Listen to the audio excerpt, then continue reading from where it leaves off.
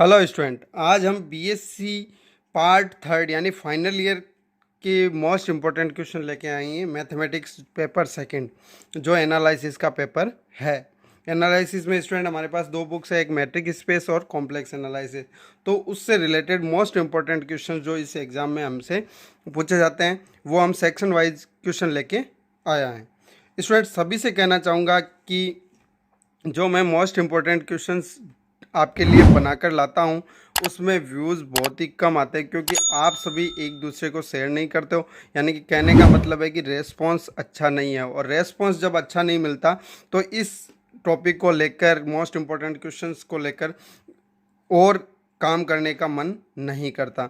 तो आप ज़्यादा से ज़्यादा शेयर करो जिससे कि मेरे को रेस्पॉन्स मिले और मैं इस पे अच्छा काम कर सकूं। तो हम बात करते हैं, अब देखो आगे बढ़ाते हैं इस क्लास को। तो सेक्शन वाइज हम बात करेंगे। तो हमारा जो पेपर होगा वो 3 आवर्स का होगा। मैक्सिमम मार्क्स है वो 66 है। सेक्शन ए के अंदर 10 प्रश्न दिए जाएंगे सभी, और उन सभी प्रश्नों को हमें करना अनिवार्य है, और सभी क्वेश्चनों का 1 अंक मिलेगा, यानी प्रत्येक क्वेश्चन 1 अंक का होगा। फिर सेक्शन बी के अंदर हम बात करेंगे।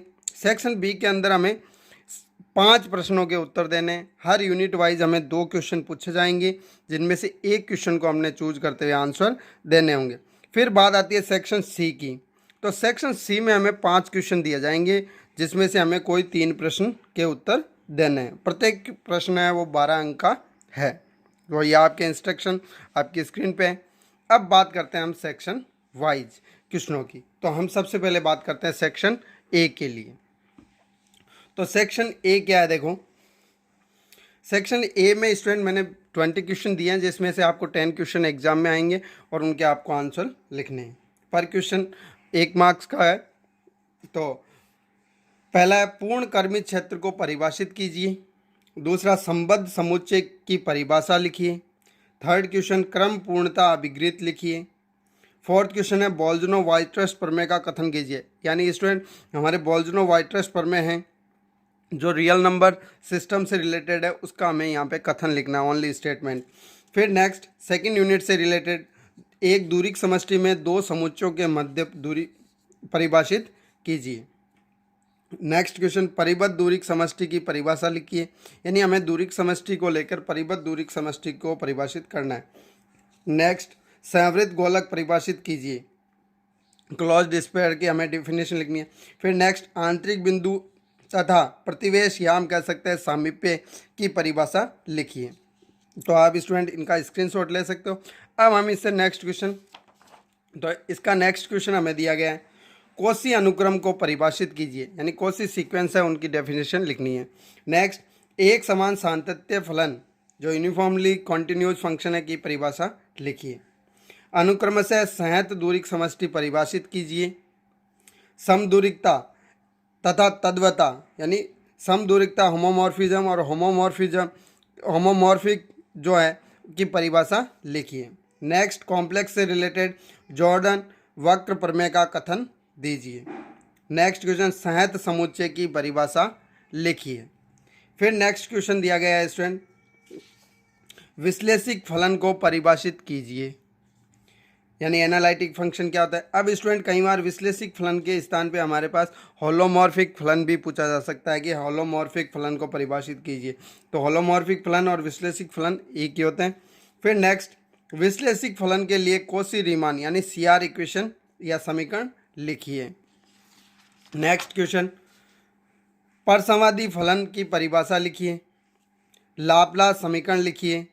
फिर नेक्स्ट द्विरेखिक रूपांतरण परिभाषित कीजिए। और नेक्स्ट लास्ट क्वेश्चन है सेक्शन ए का अनुकोण प्रतिचित्रण की परिभाषा लिखिए। जो अपने पास कॉन्फॉर्म मैपिंग होती है उसके हमें यहाँ पे डेफिनेशन लिखनी है। तो ये 5 जो हमारी यूनिट्स है स्टूडेंट उनसे related most important section A के लिए क्वेश्चन है, जिनमें हमें 10 क्वेश्चन वहाँ पे करने होते हैं। आप यहाँ 20 क्वेश्चन है स्टूडेंट मैंने दिए, आप सभी तैयार करके जाएं, जिससे आपको वहाँ पे कम से कम 8 या 9 क्वेश्चन इजीली मिल जाएंगे आंसर में। फिर बात करते हैं हम सेक्शन बी के लिए। तो सेक्शन बी क्या है, देखो सेक्शन बी में यूनिट फर्स्ट से में मोस्ट इंपॉर्टेंट हर यूनिट से यहाँ 3 क्वेश्चन यहाँ मैंने आपको दिए हैं मोस्ट इंपॉर्टेंट, जिनमें से आपको कोई एक क्वेश्चन वहाँ पे मिल जाएगा। तो देखो यूनिट फर्स्ट में सबसे पहले सिद्ध कीजिए कि किन्हीं दो भिन्न वास्तविक संख्याओं के मध्य अनंत परिमेय संख्या होती है। यानी कोई दो वास्तविक संख्या है, उनके मध्य अनंत परिमेय संख्याएं हमें प्रूव करनी है। सेकंड क्वेश्चन, सिद्ध कीजिए कि विवरित समुच्चयों के प्रत्येक समुदाय का संघ भी एक विवरित समुच्चय होता है। यानी कि हमें विवरित समुच्चयों का एक फैमिली समुदाय लेना है, उसका यूनियन भी एक विवरित समुच्चय होता है, ये हम प्रूव करेंगे।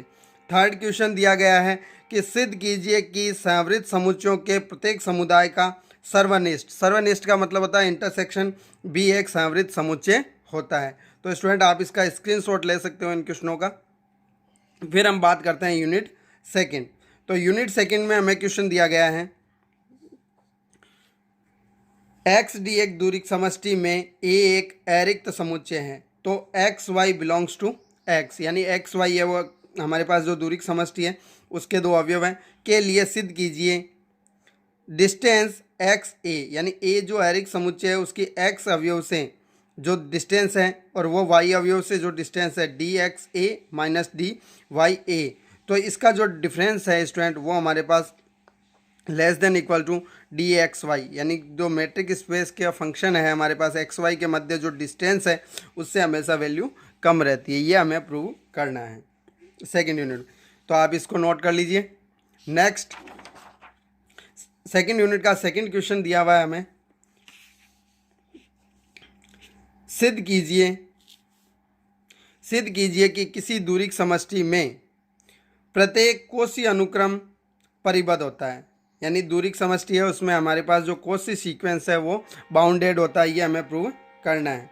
फिर स्टूडेंट थर्ड क्वेश्चन में हमने एक असमीका ली है जो कई बार एग्जाम में पूछी जाती है हमें, कि सिद्ध कीजिए यदि p है वो 1 greater than p greater than infinity, यानी कि ये p 1 से इन्फिनिटी के बीच में, यानी कि 1 लेस देन p और less than infinity, and 1/p plus 1/q equal to 1, यानी कि q की वैल्यू जो होगी, तब हमें सिद्ध करना है a b less than equal to p power p upon p plus b power q upon q, जहाँ a तथा b ऋणोत्तर वास्तविक संख्या यानी कि ये नॉन नेगेटिव है, यानी कि जीरो नहीं है। एक तो ऋणोत्तर है यानी कि नॉन जीरो संख्या है हमारे पास, तो a और b को हमें इस प्रकार से प्रूव करना है।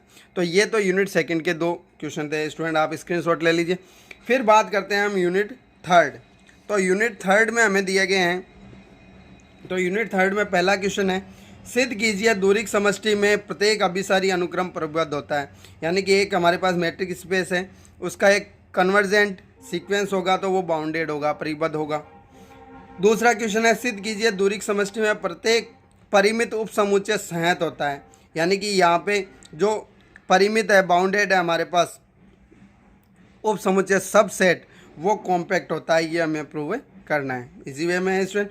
फिर नेक्स्ट एक फंक्शन दिया गया है सिद्ध कीजिए कि फलन f of 0 to 1 to r, यानी कि हमारे पास एक समुच्चय है, एक जो इंटरवल है 0 से 1, उसमें से कोई भी फंक्शन में वैल्यू रखी जाए तो एक रियल नंबर हमें प्राप्त होता है, जो परिभाषित है f(x) इक्वल टू 1/x द्वारा परिभाषित है।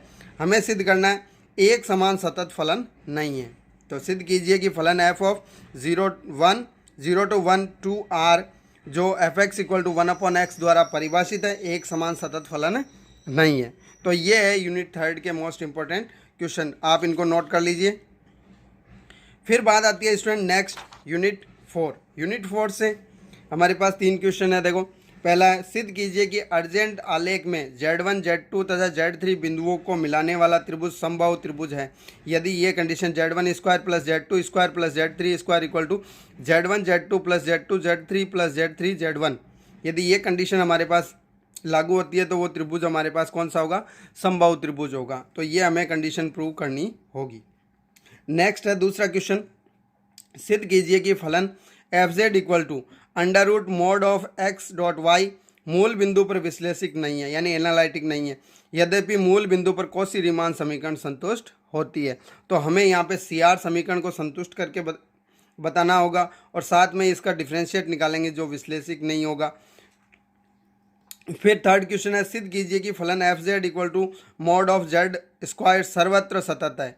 किंतु इसके अवकलज का अतिरिक्त केवल मूल बिंदु पर ही है, यानी कि अस्तित्व होगा, इसका अवकलज केवल मूल बिंदु पर ही विद्यमान है, अन्यथा कहीं भी ये लागू नहीं होगा। यानी मूल बिंदु पर इसका डिफरेंशियल जो है अवकलज है उसका अस्तित्व होगा, अन्यथा नहीं होगा, लेकिन ये सर्वत्र सतत फलन है।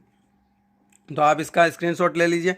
फिर बात करते हैं यूनिट 5 के लिए। तो यूनिट 5 के लिए क्या है, देखो पहला क्वेश्चन है, सिद्ध कीजिए कि एक फलन u equal to cos x cos hyperbolic y परसमाधि फलन है, तो इसका संयुग्मी परसमाधि ज्ञात कीजिए। यानी कि u फलन दिया हुआ है तो हमें v फलन ज्ञात करना है स्टूडेंट, तो आप इसे नोट कर लीजिए। नेक्स्ट सेकंड क्वेश्चन है, यदि f z equal to u plus iota v एक विश्लेषिक फलन हो तथा u माइनस वी की वैल्यू है वो e की power x cos y minus sine y हो, तो एफ जेड को जेड के पदों में ज्ञात कीजिए। तो स्टूडेंट यहाँ हम मिलने थॉमसन मेथड लगा के फाइंड आउट कर सकते हैं। फिर नेक्स्ट थर्ड क्वेश्चन है, एक द्विरेखिक रूपांतरण ज्ञात कीजिए। अब स्टूडेंट यहाँ द्विरेखिक रूपांतरण है, कई बार हमें क्वेश्चन में मोबियस रूपांतरण भी दिया जाता है, तो एक ही बात है, जो बिंदुओं z1 equal to infinity, z2 equal to iota and z3 equal to 0 को क्रमशः बिंदुओं omega 1 equal to 0, omega 2 equal to iota तथा ओमेगा 3 इक्वल टू इन्फिनिटी में प्रतिचित्रित करना है। तो यानी कि वो रूपांतरण ज्ञात करना है, यानी कि इनके मध्य z और ओमेगा के मध्य जो समीकरण बनती है वो हमें यहाँ पे फाइंड आउट करनी होगी। तो ये थे सेक्शन बी से रिलेटेड 5 यूनिट्स के मोस्ट इंपॉर्टेंट क्वेश्चंस। अब बात करते हैं स्टूडेंट सेक्शन सी के, जो हमें 5 क्वेश्चन मिलेंगे एग्जाम में और हमें 3 क्वेश्चन वहाँ पे करने होंगे।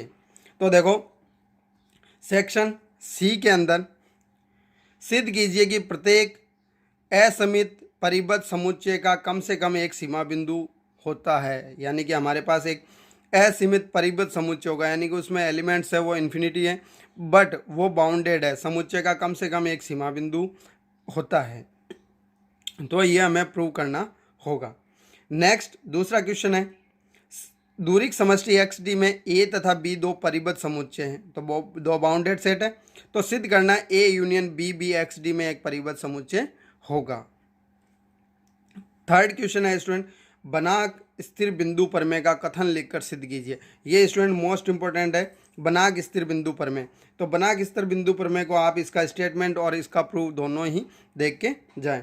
फिर नेक्स्ट है फोर्थ क्वेश्चन, एक सम्मिश्र फलन एफ जेड के विश्लेषिक होने के लिए आवश्यक प्रतिबंध का कथन देकर सिद्ध कीजिए। यानी कि एक कोई सम्मिश्र फलन है, कॉम्प्लेक्स है एफ जेड, वो विश्लेषिक होने के लिए आवश्यक प्रतिबंध होता है सी आर समीकरण। तो सी आर समीकरण हमें लिख के उसको सिद्ध करना होगा, यानी आवश्यक प्रतिबंध का कथन करेंगे पहले और फिर उसे सिद्ध करेंगे। फिर नेक्स्ट क्वेश्चन दिया हुआ है स्टूडेंट लास्ट फिफ्थ क्वेश्चन, सिद्ध कीजिए कि अचर मापांक का विश्लेषिक फलन अचर होता है। ये स्टूडेंट कई बार एग्जाम में पूछा गया है, तो आप इस क्वेश्चन को भी इजीली कर सकते हैं, देख के जाएं एक बार एग्जाम से पहले कि सिद्ध कीजिए कि अचर मापांक यानी कांस्टेंट मॉड्यूलस का जो विश्लेषिक फलन है वो कांस्टेंट होता है। तो ये थे स्टूडेंट सेक्शन सी से रिलेटेड मोस्ट इंपॉर्टेंट क्वेश्चन। तो एक बार मैं सभी से फिर आपसे आग्रह करता हूं कि आप इसे अपने स्टूडेंट जो क्लासमेट्स हैं उनमें शेयर करें स्टूडेंट, जिससे कि अच्छे व्यूज आने पे मेरे को रेस्पॉन्स मिले और रेस्पॉन्स मिलने पे ही मैं नेक्स्ट पेपर पे काम कर पाऊंगा।